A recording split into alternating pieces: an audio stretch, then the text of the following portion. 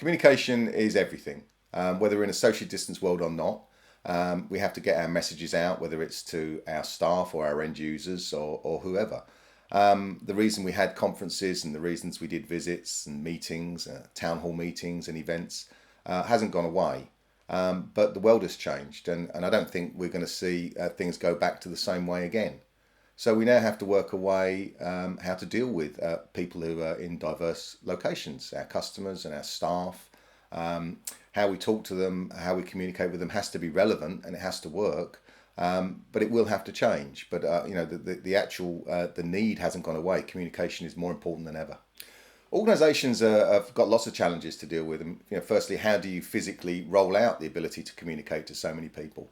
The good news is that in other areas, in television, for example, and OTT and VOD and things, we've been doing that for a long time. We have the methods to deploy large-scale systems that can communicate to lots of people.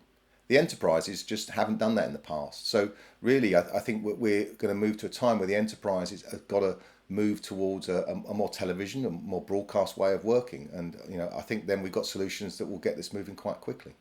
At Boxer, we're helping quite a lot of big companies do this now. I would say in the past, our traditional customers have been post and broadcast, but more and more of our largest customers are actually, large-scale enterprise organisations, and we're helping them, with full-on studios, but also making flexible spaces, conference rooms that can be turned into broadcast facilities, the ability to have a high-quality Teams call, for example, or broadcast to all of their customers and staff, in a town hall style meeting. And really, we're using the sort of technology and enabling the production values to be up there with the same as we would be doing for linear TV. We've got the skills out there. We've been using them for a long time, in these other markets, in our core broadcast markets. But there's more and more requirement to get the quality up there, and make systems and projects that work for any large corporation. To do this, we're using lots of tools. We've got, at the minute, a lot of really strong products from NewTek. NewTek have got core production switches that can be very flexible, so they can be set up to be used in a normal broadcast kind of way, large control surfaces being run by, as a normal kind of gallery, or they can be set up to use really simple customized touch panels and HTML pages to drive macros and automated production. So we can have a system that goes from full-scale production at one moment to being driven by a fairly low-skilled and untrained operative for others. Some of NewTek's new products, the TriCaster 2 Elite, for example, has got an amazing feature which allows us to bring in virtually any kind of video conferencing product, tiled screens from Zoom, for example, and take each of the individual pictures, the individual people, and make those into full screen, sources that again can be used to be brought into a larger production.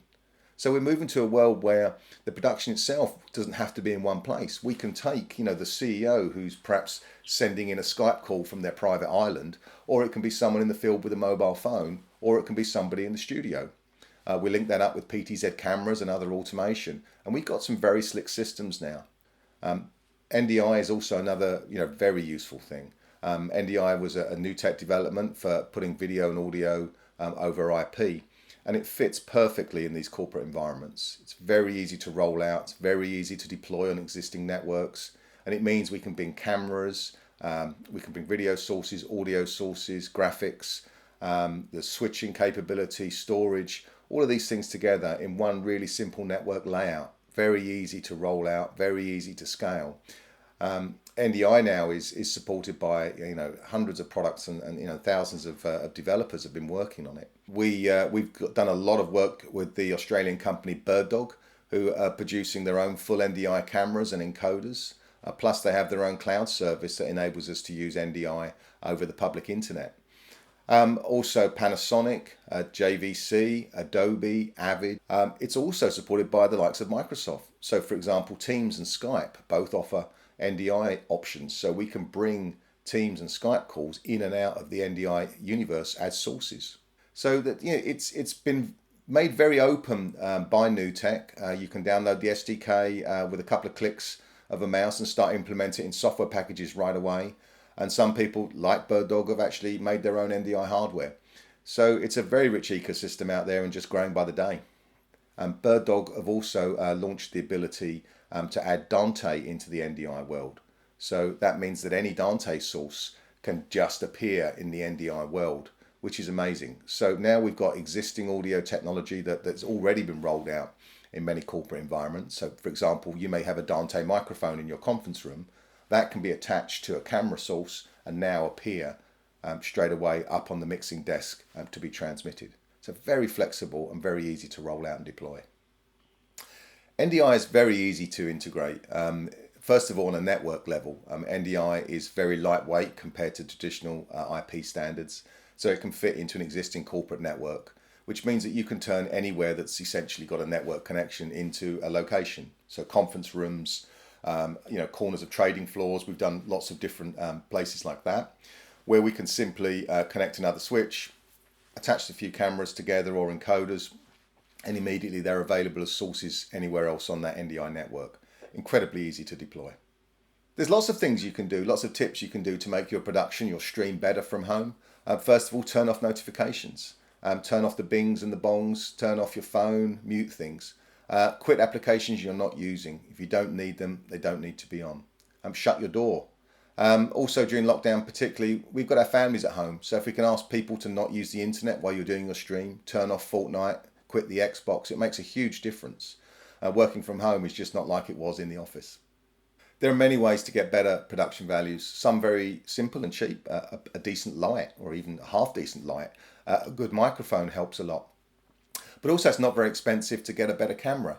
A decent glass and a good sensor and a camera can make a huge amount of difference. Repositioning that camera. So we've got good eye line, for example, is very important. So these sort of basic and standard tricks will help many people. Also getting some help, some media training or a producer. I think the value of production, people and that kind of talent is going to increase in the enterprise and corporate world. We absolutely know it's a must, in the broadcast world. But I think as video becomes more and more important, we're really going to see the value increase across the whole range. 2020 has been an exceptional year. No one expected to be where we are now. Initially, we were working really hard just to get signals back from anywhere, any way that we could. People were trying things they would have never tried in the past. And from a technical point of view, it's been a phenomenal success. People have made things work. We've also realized that in some situations that good enough is actually good enough. But I think now we're in the stage where we know the world has changed and we are trying to move towards more flexible ways of working. We're looking at making some of these systems more robust.